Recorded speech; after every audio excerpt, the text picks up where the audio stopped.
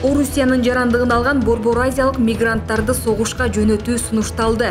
Бул тууралуу Орусиянын тергөө комитетинин башчысы Александр Бастрыкин маалымдады. Анын мындай билдирүүсү: Кремль аскерге чакыруунун жаңы толкунун даярдап жатат деген маалыматтар чыгып жаткан учурга туура келди. Бастрыкин жарандык алып, бирок аскерге чакырууну кыйгап өтүп жаткан мигранттар укугун эле эмес, милдетин да унутпашы керектигин белгиледи.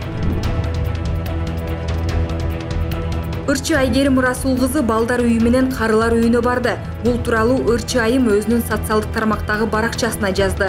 Кычыраган кыштын суук күнүндө жылуу үйдө эс алып жата албадым. Командам менен балдар үйүнө барып, 25 балага кышкы жылуу куртка жана тамак аштар берилди. Аябай кубанычты деп айтылат маалыматта. Ырчы Айым мындан тышкары карылар үйүнө да барганын жазды. Сууктун айынан өзгөчө кырдаалдар режими киргизилген Майлуу Суу шаарындагы мектептер онлайн окууга өттү. Бул тууралуу Билим берүү жана Илим министрлигинен билдиришти. Кечээ 15 январдан тарта шаардын жылуулук системасы акырындап ишке кире баштаганы айтылды. Баткенден эвакуация болуп, Бишкек жана Чүйдө убактылуу жашап жаткандарга акысыз көмүр берилип баштады. Көмүргө келген жарандардын жанында сөзсүз паспорты болушу керектигин эскертишти. Кара алтынды атайын тизме боюнча Дордой 2 объездной отун базасы жана Дордой Моторс Кудайберген районундагы Мурманск 126 отун базасынан 18 январга чейин алып кетсе болору маалымдалды.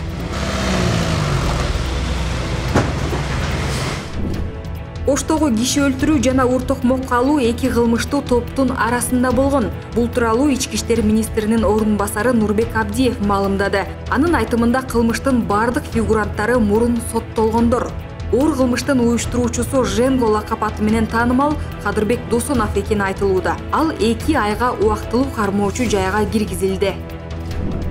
Базар Коргон районунун акими жана Жалал Абад шаардык кеңешинин депутаты алдамчылыкка шектелип кармалды. Алар башка бир жаранга Базар Коргон шаарынын мэринин кызматына кайра келтирүүгө көмөк көрсөтүү үчүн жана анын ишенимине кирип, жеке кызыкчылыкты көздөп, андан ары президент Садыр Жапаровго өткөрүп берүү шылтоосу менен $20,000 өлчөмүндөгү акча каражатын ээлеп алышкан. Учурда кармалгандар УКМК тергөө абагына киргизилип, ыкчам тергөө иш-чаралары уланууда.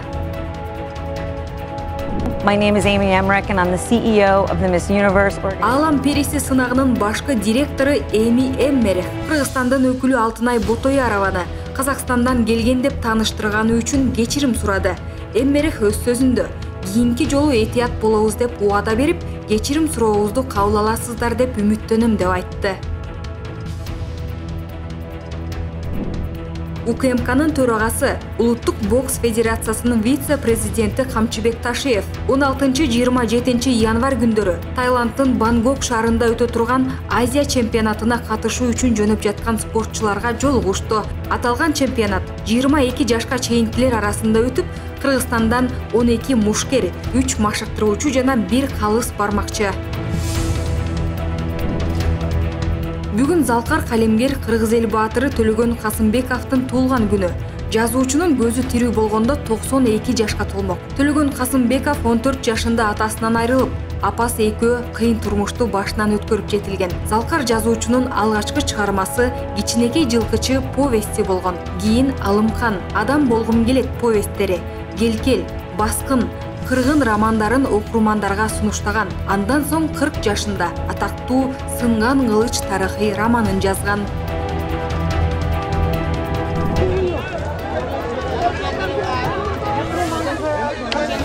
Өмүрдүн акыркы секундтары.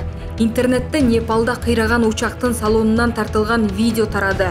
Жүргүнчүлөрдүн бири Facebook'та түз эфирге чыгып, трагедия болгон учурду видеого тартып алган. Катмандудан Непалдын Покхара шаарына саат 10:33-тө учуп чыккан учак кулап түшкөн.